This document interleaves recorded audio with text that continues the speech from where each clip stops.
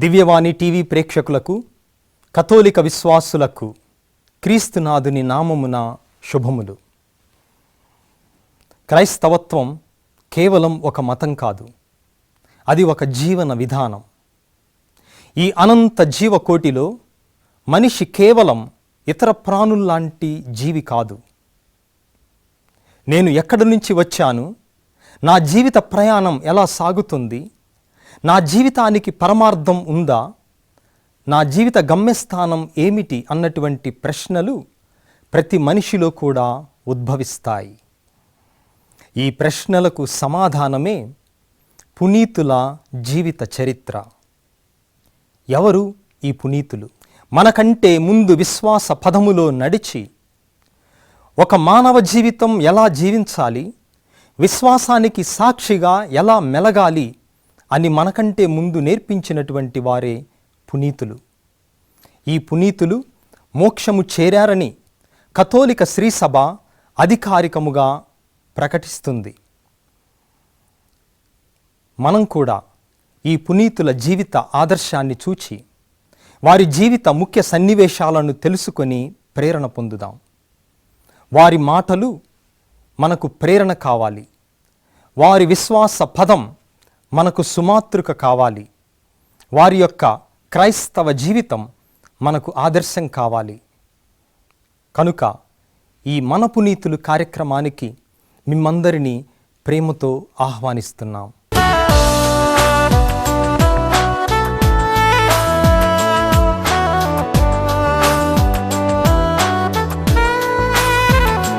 క్రీస్తునాథుని యందు ప్రియమైన సహోదరి సహోదరులారా, కథోలిక విశ్వాసులారా, మీ అందరికీ ప్రభు క్రీస్తు నామమున శుభోదయం. ఈరోజు ఫిబ్రవరి 4వ తేదీ. తల్లి తిరుసభతో మనందరం సంతోషిస్తూ పునీత జాన్ బ్రిట్టో గారి పండుగను కొనియాడుతూ ఉన్నాము. 1647వ సంవత్సరంలో పోర్చుగల్ దేశంలో జన్మించినటువంటి ఈ పునీతుడు 1693వ సంవత్సరంలో మన భారతదేశంలో వేదసాక్షిగా ప్రభువు కోసం తన రక్తాన్ని చిందించి ప్రాణాలనర్పించారు. సువార్త వ్యాప్తి కోసం గోవా, మదురై, తాంజావూర్ ఇటువంటి అనేక ప్రదేశాలలో అనేక వేల మందిని జ్ఞానస్నానం ఇచ్చి క్రీస్తు యొక్క అనుచరులుగా తయారు చేసి సువార్త వ్యాప్తే తన యొక్క జీవిత పరమావధిగా జీవించి జేసు సభలో గురువుగా తన యొక్క జీవితాన్ని వెచ్చించి ప్రాణత్యాగం చేసినటువంటి ధన్యజీవి వేదసాక్షి పునీత జాన్ బ్రిట్టో గారి యొక్క జీవిత విశేషాలను ఈరోజు మన పునీతులు కార్యక్రమంలో ఇప్పుడు తెలుసుకుందాం. జాన్ డి బ్రిట్టో పోర్చుగల్ దేశంలోని లిస్బన్ నగరంలో 1647 మార్చి 1న జన్మించారు. తండ్రి డాన్ సాల్వడార్ పోర్చుగల్ రాజుకు సన్నిహితుడు. దేశ సేవలోనే ప్రాణాలర్పించారు. అప్పటికి జాన్ గారికి 4 ఏండ్లు. తండ్రి లేని బిడ్డ అయిన వీరి తల్లి డోనా బ్రైట్స్ ప్రేమలో పెరుగుతూ వచ్చారు. ఆ రోజుల్లో వారు దేవుణ్ణి, దేశాన్ని ప్రేమించేందుకు గొప్పగా గర్వపడేవారు. జాన్ గారు భక్తిలోనూ చదువులోనూ ఎంతో ఉత్సాహవంతులుగా ఉండేవారు. తమ 11వ ఏట తీవ్ర అస్వస్థతకు గురయ్యారు. డాక్టర్లు నమ్మకం చెప్పలేకపోయారు. తల్లి బియాట్రిస్ తన కుమారుని జబ్బు నయం చేయమని పునీత ఫ్రాన్సిస్ సెవరి వారి మధ్యవర్తిత్వాన్ని వేడుకుంది. వ్యాధి నయమైతే బాబుకు 1 ఏడాది పాటు సెవరివారి మాదిరిగా పొడుగైన అంగి, నడుముకు పట్టీ ధరిస్తాడని మొక్కుకుంది. అలానే జబ్బు నయం కాగా జాన్ గారు సెవరివారి వలె దుస్తులు ధరించి 1 ఏడాది పాటు రాజకొలువులో తిరుగాడారు. జాన్ గారి భవిష్యత్ జీవితానికి ఇది ఒక సూచన అయ్యింది. జాన్ గారు పెరిగి యువకుడయ్యారు. యేసు సభలో చేరాలని ఫ్రాన్సిస్ సెవరి వారి అడుగుజాడల్లో తన కోరికను తల్లికి పెద్దలకు చెప్పి అనుమతి పొందారు. యేసు సభలో 1662లో నోవిస్గా చేరారు. భారతదేశంలో యేసు సభ గురువులు రాబర్ట్ డినోబిలి గారు బ్రాహ్మణులను క్రైస్తవంలోకి పరివర్తన చెందటానికి ప్రయత్నించగా, బల్తజార్ దెకోస్తా గారు నిమ్న కులాలు, దళితుల మధ్య సేవలందించారు. వీరి యొక్క మార్గాన్ని చేపట్టాలని, వేదసాక్షిగా మరణించాలని పునీత జాన్ గారికి కోరిక కలిగింది. గురు తర్ఫీదు అనంతరం 1673లో పవిత్ర గురు పట్టాభిషిక్తులయ్యారు. తన కోరిక మేర పెద్దల అనుమతితో 1673 మార్చి 25న లిస్బన్ రేవు నుండి కాపితానా ఓడలో బయలుదేరారు. 4వ తేదీన సెప్టెంబర్ మాసంలో గోవా చేరుకున్నారు. పిమ్మట జాన్ గారు మదురై మండలంలో బోధింప నియమితులయ్యారు. అక్కడ అప్పటికే పునీత థోమాస్ గారు, పునీత ఫ్రాన్సిస్ సెవరి గారిచే విశ్వాసంలోకి తేబడిన లక్షలాది కథోలికులున్నారు. జాన్ గారు మదురై చేరేసరికి కొందరు యేసుసభ గురువులు పండారి స్వాములుగా పిలువబడుతూ వేద వ్యాపకం చేస్తున్నారు. ఆ రోజుల్లో భారత్లో మొఘలు సామ్రాజ్యం విస్తరించి ఉంది. దక్షిణాన విజయనగర సామ్రాజ్యం ఉంది.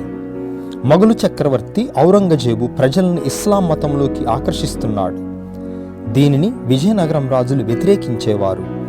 అందువల్ల వీరి మధ్య తరచూ యుద్ధాలు జరిగేవి. అప్పుడు మదురైలో నాయర్ రాజ్యం కూడా ఉండేది. వీరు విజయనగర రాజులతో ఒక్కసారి స్నేహంగాను మరొకసారి విరోధంగాను వ్యవహరించేవారు. బ్రిట్టో గారు ఉత్సాహంతో వేద వ్యాపకం చేయ చూశారు. పిల్లలకు సత్యోపదేశం, పెద్దలకు క్రైస్తవ జీవన విధానం నేర్పించేవారు. కాలినడకన మరియు ఎద్దుల బండి మీద విచారణలోని వివిధ గ్రామాలు సందర్శించి దివ్య పూజలు సమర్పిస్తూ పుణ్య సంస్కారాన్ని ఆచరించేవారు. ఇలా 11 ఏండ్లు విశేషంగా కృషి చేసి వేలాది ప్రజలను విశ్వాసంలోకి కొనితెచ్చారు. పలువురు క్రైస్తవ విశ్వాసంలోకి రావటంతో బ్రిట్టో గారు తీవ్ర వ్యతిరేకత ఎదుర్కొనవలసి వచ్చింది. పిమ్మట బ్రిట్టో గారు తాంజావూరు ప్రాంతంలోని తాతువన్సెరి మరియు ఆ చుట్టుప్రక్కల విశ్వాస సేవలందించారు. పిమ్మట మదురై ప్రాంతానికి 1685లో మిషన్ సుపీరియర్ అయ్యారు. 11 ఏండ్లలో వారు మదురై, తిరుచి, తాంజావూరు మరియు అనేక పట్టణాల్లో సువార్త ప్రచారం చేశారు. పోర్చుగల్ భవనాల్లో నివసించిన బ్రిట్టో గారు అనేక క్రూర బాధలు అనుభవించాల్సి వచ్చింది. వీరిని వీరి శిష్యుడు సిలువై నాయకర్ను కూడా కాలే బండల మీద పొర్లించారు. బ్రిట్టో గారి 2 చేతులు ఒక చెట్టుకు, 2 కాళ్ళు మరో చెట్టుకు కట్టి హింసించారు. బ్రిట్టో గారి చెంపపై కొట్టగా 2వ చెంప కూడా చూపారు. సిలువైనార్ కంటి మీద కర్రతో కొట్టారు. కనుగ్రుడ్డు బయటకు వచ్చింది. బ్రిట్టో గారు దాన్ని యథాస్థానంలో ఉంచగా అది అద్భుతంగా స్వస్థపడింది. ఇది చూచిన పిల్లై ఇదో మోసం అన్నాడు, కానీ విశ్వసింపలేదు. 1685 జూలై 30 నుండి ఆగస్టు 16 వరకు జైల్లో గడిపారు. పిమ్మట పెద్దల ఆజ్ఞపై బ్రిట్టో గారు స్వదేశం ప్రయాణమై 1687 సెప్టెంబర్ 8న లిస్బన్ రేవులో ఓడ దిగారు. జీవిస్తున్న పునీతుడు వచ్చాడంటూ విశ్వాసులు వారిని చుట్టుముట్టి కొనియాడుతూ సాదర స్వాగతం పలికారు.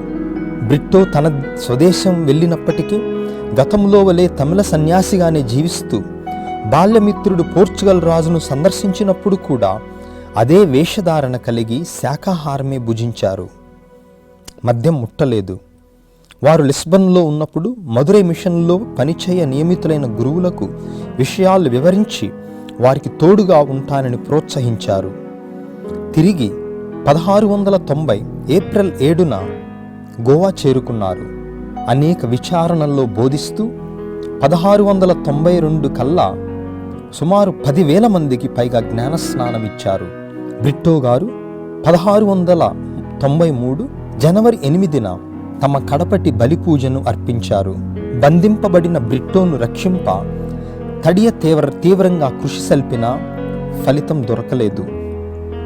బ్రిట్టో గారిని రామనాథపురంకు 40 మైళ్ళ దూరంలోని ఒరియూరుకు బహిష్కరించి 1693 ఫిబ్రవరి 4న పెరుమాల్ అను తలారిచే తల నరకబడి స్వర్గస్థులయ్యారు.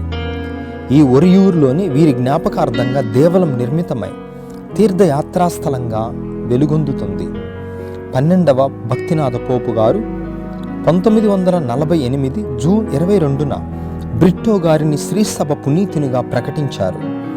వీరిని ప్రార్థించుట ద్వారా అగ్ని ప్రమాదాలు తప్పిపోవటం, గుడ్డివారికి చూపు, కుష్ఠరోగులు బాగుపడటం వంటి అద్భుతాలు జరిగాయి. జాన్ అనగా దైవం, కృపాకరుడు, దేవుడు అనుగ్రహించాడని భావం.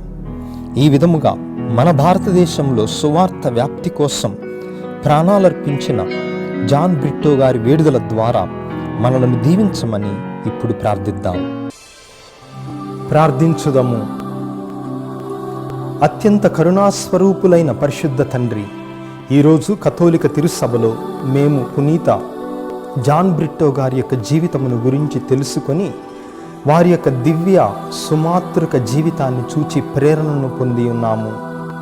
ఎక్కడో జన్మించినప్పటికీ భారతదేశ సంస్కృతి సాంప్రదాయాలను ఆయన అలవాటు చేసుకొని మా కథోలిక విశ్వాసాన్ని భారతీయులకు చాటి చెప్పి కథోలిక సత్యాలను భారతీయ సంస్కృతిలోకి మార్చి అందరికీ అర్థమయ్యేటటువంటి విధముగా బోధించి అనేక వేల మందిని కథోలికులుగా మార్చినటువంటి పునీత జాన్ బ్రిట్టో గారి యొక్క జీవితం తరపున మీకు కృతజ్ఞతలను అర్పిస్తూ ఉన్నాము. ముఖ్యముగా మా భారతదేశం ఆ మహనీయుని యొక్క పాదము వలన పవిత్రమైనది. మా భారతదేశాన్ని దీవించి ఇంకా సువార్త తెలియనటువంటి అనేక మంది బిడ్డలకు మేము పునీత జాన్ బ్రిట్టో గారి వలె సువార్తను ప్రకటించుటకు, ఆ ప్రజల యొక్క సంస్కృతి సాంప్రదాయాలను అలవాటు చేసుకొని తిరుసభ సత్యాలను, సత్యోపదేశ సత్యాలను బోధించడానికి కావలసినటువంటి మేధస్సును, వినయ విధేయతలను, తెలివితేటలను మాకు ప్రసాదించమని మా నాథుడును మీ కుమారుడైన క్రీస్తు ద్వారా ఈ మనవి చేయుచున్నాము. ఆమెన్.